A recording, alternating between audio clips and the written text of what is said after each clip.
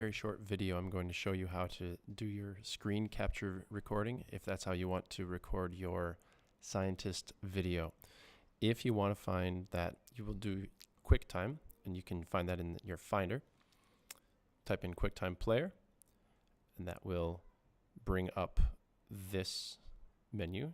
You go to File, New Screen Recording.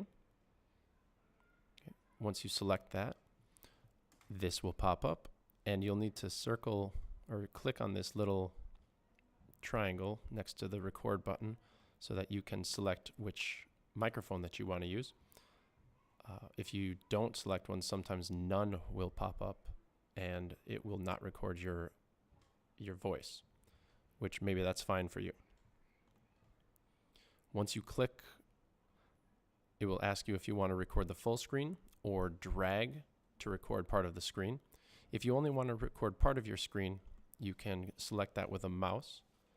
And once you've selected it, it will ask you if you would like to start recording. Once you click that, it will record your screen until you go to the very top, and it will end recording by clicking the stop button in the menu bar. And that's what I'm going to do right now.